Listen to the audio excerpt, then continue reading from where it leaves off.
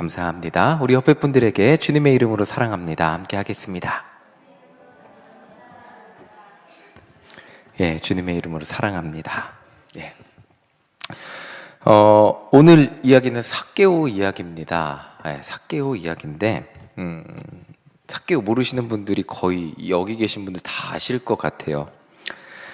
심지어 세례교육, 제가 김광수 성도님 이제 세례 받으시는데, 세례교육 교재에도 삭개오가 있더라고요. 그러니까 삭개오를 모르기가 어렵습니다.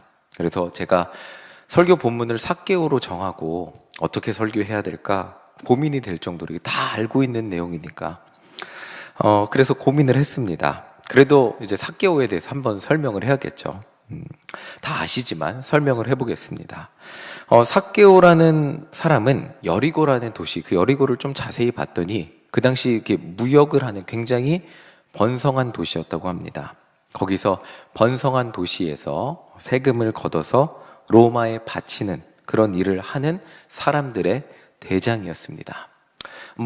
번성한 도시잖아요. 이 중구가 사람은 많이 안 살지만 세금을 많이 걷는다 그러잖아요. 그 이유는 여기 명동이 있고 회사들이 많이 있으니까 그렇다 그러잖아요. 이 여리고도 굉장히 번성한 도시였다고 합니다. 그리고 삭개오는 그냥 세금을 걷는 사람이 아니라 세리장이었다고 합니다. 당시 일반 세리들도 로마에서 부여받은 권력을 통해서 엄청난 부를 얻을 수 있었다고 합니다. 그런데 세리장이었다면 그가 이룬 부는 엄청났을 거라고 추정하고 있습니다. 그래서 요즘 유행이죠. 제가 챗 GPT한테 물어봤어요. 삭개오는 얼마나 부자였을까라고 물어봤어요. 물론 이게 다 맞는 말은 아닐 수 있고 근거를 본인 나름대로의 근거를 찾아서 이야기를 하는데 챗 GPT는 이렇게 얘기해 주더라고요. 재벌급 자산가 혹은 지역 최고의 현금 부자로 추정이 됩니다 라고 이렇게 설명을 해주더라고요. 챗 GPT가 100% 정확한 건 아니지만 그러니까 제가 100개 페이지를 검색할 수 있는 걸 챗 GPT가 한 번에 그걸 쫙 검색해서 알려주기 때문에 조금 어느 정도 맞다고 볼 수는 있습니다. 오늘날 가치로 환산하면 수백억 대 자산가에 비견될 정도의 부를 가진 사람, 제가 삭개오를 생각했을 때보다 훨씬 큰 부자였어요. 이 설명을 듣는데 그런 부자였다고 말을 해주더라고요. 그러니까 요 정도로 요약하면 조금 이해가 쉬울 것 같아요. 삭개오는 여리고 지역의 조세 총책임자로서 그 지역에서 가장 많은 현금 동원 능력을 가진 엄청난 부자였다라고 이해하면 어느 정도 그 배경이 이해가 될 것 같습니다. 그런데 다 알고 계시죠? 삭개오는 뭐가 작았죠? 다 알고 계시네. 키가 작았습니다. 그럼 뭐합니까? 키가 안 크는데. 예, 키 크고 돈도 많으면 좋겠는데. 예, 어쨌든 키가 작았습니다. 오늘 말씀을 보면 삭개오는 예수님을 보고 싶었는데 키가 작아서 예수님을 보지 못했다고 말해주고 있습니다. 그런데 이 돈이 이렇게 많은데 저는 이 장면이 이해가 안 갔어요. 돈이 정말 많잖아요. 그러면 그 권세에 눌려서라도 사람들이 삭개오가 가면 예수님을 볼 수 있도록 길을 비켜줘야 되는데 사람들은 삭개오를 무시했던 것 같아요. 비켜주지 않았어요. 삭개오가 예수님을 보고 싶어도 사람들 때문에 보지 못했다고 하고 있습니다. 이 장면을 통해 우리가 생각해 볼 것이 있다면 이 유대 사회는 종교적으로 의로운 것이 중요한 사회였습니다. 그런데 삭개오는 유대인들의 돈을 걷어서 로마에 세금을 바치는 일을 했잖아요. 그러니까 사람들에게 인정받지도 못했고 사람들을 이렇게 자신의 권세로 비키게 할 능력도 없었던 것 같습니다. 그러니까 그가 가진 부는 엄청났지만 지역에서 가장 많은 현금을 갖고 있었다고 그렇게 추정이 되지만 그런데 몇 사람 비키게 해서 예수님을 그렇게 할 그런 사람들에게 인정을 받지도 못하고 존경을 받지 못했던 사람이라고 할 수 있습니다. 너무 설교가 삭개오 이야기 다 아니까 제가 자료를 하나 갖고 왔어요. 유대인 율법 모음집인데 이게 미슈바 바바카마라는 게 있어요. 제가 이게 한글로 번역된 게 없어서 영어로 된 거 그냥 이렇게 갖고 왔는데 와 목사님 영어 자랑하시네 이러는데 저도 10년이 되니까 이거 해석하는데 한참 걸렸습니다. 예, 귀국한 지 10년이 되니까 한참 걸렸는데, 그러니까 이런 말이에요. 잔돈을 바꿔요. 큰 돈에서 작은 돈으로 바꾸려고 하는데, 그런데 이 세금 텍스 컬렉터가 있고 커스텀 컬렉터가 있더라고요. 그런데 뭐 이 두 종류 사람이 있는데, 이게 제가 자세히 찾아보진 못했지만 텍스 컬렉터는 아마 정기적으로 세금을 걷는 사람이고, 커스텀 컬렉터는 통행세를 받는 사람이라고 합니다. 그러니까 이게 반대일 수도 있어요. 제가 정확히 찾아본 건 아닌데 이 두 종류의 사람이 있었다고 해요. 통행세를 받는 사람, 그리고 세금을 쫓아다니면서 걷는 사람. 근데 이 두 사람 다 의롭지 못하다고 여겨졌어요. 그리고 이 사람들에게는 돈을 바꾸면 안 된다 라고 써 있는 거예요. 그 사람들에게는 잔돈을, 그 사람들이 가진 돈으로 잔돈을 바꾸면 안 된다. 그리고 이 뒤에 써 있는 말이 더 센 말인데, 그들이 만약에 어떤 것들을 이제 자선으로 베푼다고 할지라도, 그 사람들의 돈이 자선으로 베풀어서 그들이 기증하고 기부한다 할지라도 받으면 안 된다라고 말하고 있습니다. 제가 노란색으로 제가 표시해 놨는데, 그들의 돈은 불법적으로 얻은 거기 때문에, 쉽게 말하면 부정한 돈이었다는 거죠. 자, 이게 이 사람들, 그러니까 이 유대 사회에서 세금을 걷는 사람들을 얼마나 정말 뭐라 그러죠? 죄인으로 여겼는지 알 수 있는 제목입니다. 알 수 있는 부분입니다. 굉장히 사람 취급을 안 했어요. 이 당시 삭개오는 돈은 많았는데 사람 취급을 받지 못했던 그런 사람이에요. 돈은 많았지만 죄인으로 여겨져서 같은 유대인들도 인정해주지 않고 어울리지도 않고 뭐 같이 있는 것도 꺼려하는 그런 사람이었습니다. 그런 그가 예수님을 보고 싶었어요. 그런데 뭐 사람들을 비키게 할 수도 없고 자기가 뚫고 나갈 수도 없고 그냥 키가 작아서 예수님을 볼 방법이 없는 거예요. 그래서 그가 할 수 있는 게 뭐였을까요? 참, 이 삭개오를 생각해 보니까 사람들이 아무도 자기를 존경해 주지 않잖아요. 돈은 많은데 그 돈이 많고 싶은 이유가 무엇이었을까요? 사람들에게 그 키가 작으니까, 사람들에게 인정받지 못했던 그런 것들을 돈으로서 인정을 받고 싶었던 그런 마음이 아니었을까 생각이 되는데, 돈만 많고 사람들이 아무도 자기를 알아주지 않는, 돈만 많은 빈 깡통 같은 그런 인생이었어요.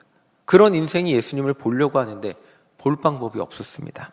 그래서 그런 그가 예수님을 만나기 위해서 돌 무화과 나무 위로 올라갔습니다. 자, 그래도 지역 최고의 현금 부자가 나무 위에 올라간다는 것은 자신의 체면을 내려놓는 그런 행동이었습니다. 지역 최고, 그 정도의 부자인데 그리고 그냥 세리가 아니고 세리장이에요. 세리의 우두머리예요. 그 정도의 사람이 무화과 나무에 올라갔어요. 삭개오는 창피함을 무릅쓴 채 나무 위로 올라간 거예요. 예수님 보려고 올라간 거예요. 자, 우리 5절 함께 읽어보겠습니다. 5절입니다. 우리 함께 읽겠습니다. 예수께서 그곳에 이르사 쳐다보시고 이르시되 삭개오야 속히 내려오라. 내가 오늘 내 집에 유하여야 하겠다 하시니. 아멘. 이 당시 그 동네 사람들이 아무도 안 놀아줬거든요. 사람으로 취급도 안 했거든요. 함께 있는 것조차 원하지 않았는데 그 예수님 볼 수 있도록 비집고 들어가지도 못하게 하는 그런 사람 취급도 못 받던 삭개오에게 예수님이 그 삭개오를 보시면서 내려오라고 하셨습니다. 그리고 그냥 만나주신 게 아니라 내 집에 유하여야겠다, 너네 집에 가겠단 말씀이에요. 이스라엘 사람들은 이 당시 가장 중요한 게 밥을 먹고 함께 그 집에 가는 건데 죄인하고는 절대 어울리지 않았습니다. 그런데 예수님은 그 죄인 중에 죄인이라고 여겨졌던 삭개오에게, 가장 부정한 방법으로 돈을 벌었다고 여겨졌던 삭개오의 집에 가시겠다고 하셨습니다. 자, 삭개오가 어떻게 반응했는지 우리 6절 보겠습니다. 우리 6절 읽겠습니다. 시작. 급히 내려와 즐거워하며 영접하거늘. 아멘. 네, 급히 내려왔습니다. 사람 취급을 받았잖아요. 뭔가 사람으로서 내가 가진 돈으로서 인정받은 게 아니라 그냥 삭개오라는 사람으로서 인정을 받았어요. 그러니까 급히 내려왔습니다. 지금까지 내가 받아보지 못했던 그런 사람으로서의 인정을 받고 예수님을 영접했습니다. 돈은 많았지만 유대인들에게 사람 취급도 받지 못했던 삭개오였는데 예수님은 그런 삭개오를 보시며 사람으로 대접해 주셨습니다. 같은 유대인으로 인정해 주셨어요. 너희 집에 유하겠다는 말은 나는 너를 죄인으로 생각하지 않는다 라는 말과 같습니다. 삭개오는 즐거운 마음으로 급히 내려와서 예수님을 영접했습니다. 자, 오늘 이 장면에서 우리가 생각해 볼 것이 있다면 예수님을 만나는 사람들의 특징이라는 것입니다. 그 인생이 이전에 어떤 삶을 살아왔는가, 그것은 중요하지 않음을 보게 됩니다. 삭개오는 죄인 중에 죄인이에요. 정말 사람 취급도 할 수 없는 그런 사람이었는데 정말 돈에 자신의 양심과 자신의 모든 인생을 걸고 그 돈밖에 모르는 그런 사람이었는데 그런 사람이라 할지라도 예수님을 만나는 것이 중요한 거예요. 중요한 것은 정말 그 인생이 예수님을 만났을 때, 그리고 그 삭개오가 예수님을 향한 궁금증과 보고 싶은 마음을 가지고 출발했을 때 예수님이 만나 주셨다는 것을 보게 됩니다. 그렇게 예수님을 만났을 때 기쁜 마음으로 예수님을 영접하는 사람이 그 마음에 예수님을 모시게 되는 사람이라는 것을 오늘 말씀은 우리에게 알려주시고 계세요. 자, 이렇게 삭개오가 너무나 당연하게 예수님을 우리 다 알고 있잖아요. 그래서 삭개오는 예수님 영접했습니다. 그런데 누가복음 18장에 보면 이 정반대의 케이스가 나옵니다. 우리 18장 22절 함께 읽어보겠습니다. 22절입니다. 예수께서 이 말을 들으고 이르시되 내게 아직도 한 가지 부족한 것이 있으니 내게 있는 것을 다 팔아 가난한 자들에게 나눠주라. 그리하면 하늘에서 내게 보화가 있으리라. 그리고 와서 나를 따르라 하시니. 아멘. 예수님이 누구에게 하신 말씀이죠? 부자 관리에게 하신 말씀입니다. 이 부자 관리는 율법을 어려서부터 다 지켰어요. 하나님 말씀, 아주 삭개오랑 정반대예요. 하나님 말씀 다 지켰고요, 말씀대로 살았고요, 정말 지키지 못한 게 없어요. 그래서 예수님께 찾아와서 예수님, 내가 이 모든 것들을 하나님 말씀대로 다 지키고 살았는데 어떻게 해야 영생을 얻을 수 있습니까? 라고 물어봤어요. 그러자 예수님이 이렇게 대답하신 거예요. 아직도 한 가지 부족한 것이 있으니 너 가진 것을 다 팔아서 가난한 자들에게 나누어 주라 라고 말씀하셨어요. 이 부자 관리는 그 예수님을 만나기 전의 삶을 보면 그 영생을 구원을 얻기에 더 적합한 사람으로 보여요. 훨씬 더 적합한 사람이죠. 율법도 잘 지키고 말씀대로 살았고 정말 의롭게 살았고 사람들에게도 인정을 받았습니다. 그런데 이 부자 관리는 예수님의 이 말씀에 무너지고 예수님을 영접하지 못하고 근심하고 돌아갔어요. 가난한 자들에게 너가 가진 것을 다 팔아 가난한 자들에게 나누어 주라는 말씀에 근심하고 돌아갔습니다. 우리 23절 함께 읽어보겠습니다. 23절입니다. 그 사람이 큰 부자이므로 이 말씀을 듣고 심히 근심하더라. 아멘. 이 부자 관리는 결국 예수님을 영접하지 못하고 그렇게 하나님 앞에 의롭게 살았는데 예수님을 영접하지 못하고 예수님을 따르지 못하고 예수님이 주시는 그 영생 안에 거하지 못하고 돌아갔습니다. 이제 다시 삭개오 이야기로 돌아올게요. 예수님을 영접한 삭개오는 이 부자 관리와 정반대의 행동을 합니다. 우리 8절 함께 읽어보겠습니다. 8절입니다. 삭개오가 서서 주께 여짜오되 주여 보시옵소서, 내 소유의 절반을 가난한 자들에게 주겠사오며 만일 누구의 것을 속여 빼앗은 일이 있으면 내 갑절이나 갚겠나이다. 아멘. 네, 삭개오는 자신의 전부와도 같았어요. 키 작고 아무것도 아닌 사람이, 정말 사람들이 사람 취급도 안 해주고 알아주지 않는 사람이에요. 그러면 이 삭개오라는 사람은 가진 돈이 없으면 그나마 삭개오가 이 사회에서 살아남을 수 있는 것은 자기 가진 돈밖에 없는 건데 예수님 만나고 그 돈을 포기하겠다는 얘기를 해요. 내 소유의 절반을 가난한 자들에게 주겠고 누구의 것을 속여 빼앗은 일이 있으면 내 갑절이나 갚아주겠다고, 이제 내가 가진 돈을 예수님을 믿고 다른 사람을 위해 사용하겠다고 말해주고 있어요. 삭개오에게 돈은 인생의 전부와도 같았는데 예수님을 영접한 삭개오는 이제 자신의 전부를 다른 사람을 위해 베풀겠다고 선언을 합니다. 이 말은 자기 것을 다 예수님을 위해 내려놓겠다고 말하고 있죠. 이 삭개오의 고백을 들으시는 예수님은 이렇게 말씀하셨습니다. 우리 9절 함께 읽어보겠습니다. 9절입니다. 예수께서 이르시되 오늘 구원이 이 집에 이르렀으니 이 사람도 아브라함의 자손이미로다. 아멘. 예수님은 삭개오의 이런 고백을 들으시고는 이 집에 구원이 임했다고 말씀하셨어요. 그리고 삭개오도 아브라함의 자손이라고 말씀을 하셨습니다. 이 말이 중요한 이유는 삭개오는 더 이상 죄인이 아니고 구원받은 하나님의 자녀란 말이에요. 그렇게 부자 관리가 그렇게 율법을 잘 지키고 하나님을 잘 믿고 하나님 뜻대로 살았어도 부자 관리는 구원을 얻었다는 이야기를 듣지 못했습니다. 그런데 삭개오는 예수님을 만나고 이 집에 구원이 이르렀다는 말을 들었습니다. 자, 우리 10절을 읽어보겠습니다. 10절입니다. 인자가 온 것은 잃어버린 자를 찾아 구원하려 함이니라. 아멘. 예수님은 삭개오가 구원받았음을 말씀하시면서 예수님이 이 땅에 오신 이유는 잃어버린 자를 찾아서 구원하려고 이 땅에 오셨다고 말씀하시고 계십니다.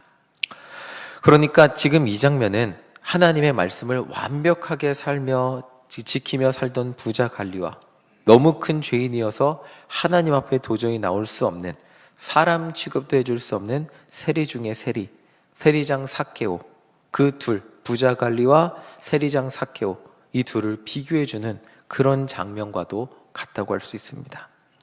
율법을 완벽하게 지키던 부자 관리는 영생을 얻지 못하고 근심하고 돌아갔습니다. 그러나 죄인 중에 죄인이던 삭개오는 예수님을 영접하고 구원을 얻고 아브라함의 자손이라는 인정을 얻게 되었습니다. 이 둘의 차이는 표면적으로는 돈을 포기하지 못했느냐 그 차이인 것 같지만 더 중요한 것이 있습니다. 그것은 예수님을 만난 후에 자기 자신의 인생에 정말 가장 중요한 것이 무엇이 되었느냐입니다. 부자 관리는 율법을 잘 지켰지만 자신이 가진 재물보다 예수님을 더 중요하게 여기지 못했습니다. 실패했죠. 근심했죠. 예수님을 중요하게 여겨야 돼 근심하게 됐죠. 예수님과 재물 사이에서 근심하며 돌아갈 수밖에 없었습니다. 삭개오는 지역에서 가장 많은 현금을 가지고 있을 정도의 부자였지만 예수님을 자기가 가진 재물보다 더 중요한 분으로 받아들이고 영접하고 자신이 가진 재물을 하나님의 뜻을 위해 사용하기로 결단했습니다. 그래서 그 결과 자신이 가진 것을 다른 이들을 위해 사용할 수 있는 그런 사람이 되었습니다. 예수님을 그 마음에 영접하고 그 인생의 가장 중요한 분으로 인정하게 되었을 때 그 삶이 변화되었다는 것입니다. 마태복음 6장 24절입니다. 우리 함께 읽어보겠습니다. 한 사람이 두 주인을 섬기지 못할 것이니 혹 이를 미워하고 저를 사랑하거나 혹 이를 중히 여기고 저를 경히 여김이라. 너희가 하나님과 재물을 겸하여 섬기지 못하느니라. 아멘. 예수님은 마태복음에서 이렇게 말씀하셨어요. 우리가 한 사람이 두 주인을 섬길 수 없다고 말씀하셨어요. 우리는 겉으로는 그렇게 교회도 열심히 다니는 것처럼 보일 수 있고요. 그 부자 관리처럼 하나님을 완벽하게 믿는 것처럼 보일 수도 있고요. 정말 교회 예배를 열심히 드리는 것처럼 얼마든지 보일 수 있습니다. 그런데 진짜 오늘 이 예수님이 오신 이 강림절, 오늘 말씀을 통해 우리에게 물어보시는 것이 있다면 진짜 너희 마음에 중요한 것이 무엇이냐라고 물어보시고 계십니다. 여러분들은 왜 예수님을 믿고 계십니까? 여러분들이 인생에서 정말 중요하게 여기는 것은 무엇입니까? 그리고 여러분들 인생의 진짜 주인은 누구십니까? 라는 것을 오늘 말씀을 통해 우리에게 물어보고 계십니다. 아기 예수님이 이 땅에 오셨습니다. 아기 예수님이 우리 마음 가운데 오셨습니다. 그런데 우리 마음 가운데 아무리 예수님이 오셔도 내 인생에 예수님, 내가 포기할 수 없는 것이 있어요 라고 한다면 성경은 그것이 우리의 우상이라고 말하고 있습니다. 헤롯 왕이 성경에서 나쁘게 묘사되잖아요. 그런데 헤롯 왕이 성전을 건축한 사람이에요. 그 사람은 성전을 건축했어요. 그런데 그렇게 성전을 건축하면서 유대인들의 칭송을 받았는데 아기 예수님이 이 땅에 오셨을 때 헤롯 왕이 한 행동은 자신의 왕관을 포기할 수 없었어요. 그래서 예수님과 비슷한 시기에 태어난 아이들을 모두 다 죽였습니다. 부자 관리는 그렇게 하나님을 열심히 믿었죠. 그런데 끝내 예수님을 영접하지 못하고 자신의 인생의 주인으로 받아들이지 못했습니다. 그리고 예수님 앞에서 근심하고 돌아갔습니다.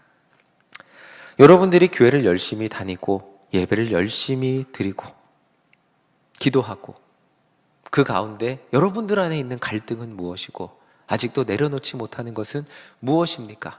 어떤 말씀이 우리에게 여전히 부담이 되고 여전히 우리를 근심하게 만듭니까? 오늘 이 죄인 중에 죄인인 삭개오의 변화 앞에서, 삭개오의 내려놓음 앞에서 우리 자신의 모습을 겸손하게 돌아보기를 간절히 소망합니다. 더 이상 재물이 아닌 예수님을 주인으로 모시고 살아가기를 결단했을 때 삭개오의 그 극적으로 변화된 삭개오의 모습을 보면서 우리도 예수님을 주인으로 모시고 살아가기 위해 무엇을 내려놓아야 할까? 이 강림절, 아기 예수님이 오심을 기다리는 이 강림절, 우리의 심령 가운데 예수님이 오심을 기다리는, 우리의 인생 가운데 찾아오시는 그 예수님을 기다리는 강림절, 아직 내가 예수님이 내 마음 가운데 오시는데 여전히 내려놓지 못하는 것은 무엇일까? 돌아보며 그것들을 내려놓는 결단을 하는 우리 모두가 되시기를 간절히 소망합니다. 예수님이 내 인생의 주인으로 여겨졌을 때, 제가 재물을 다 버리라는 게 아니에요. 최소한 이 하나님이 주신 재물의 이유와 목적을 삭개오는 깨달았어요. 하나님이 나에게 주신 재물을 통해 가난한 자를 섬기고 내게 상처 준 자를 보듬는 데 사용하겠습니다. 하나님, 나에게 재물을 주신 이유가 무엇입니까? 하나님, 나에게 시간을 주신 이유가 무엇입니까?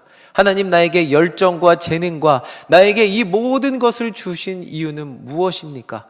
그것은 나만을 위해, 마정훈만을 위해, 마정훈의 잘됨을 위해, 마정훈의 가족을 위해, 그것만을 위해 살아가는 것이 아니라 너와 너의 이웃, 주 너의 하나님을 사랑하고 내 이웃을 내 몸과 같이 사랑하는데 사용하라고 하신 그 말씀이 우리 안에 새겨져 내가 가진 모든 것으로 하나님의 뜻이 이 땅 가운데 이루어지는 그런 삶을 살아가시는 우리 모두가 되시기를 간절히 소망합니다. 아멘.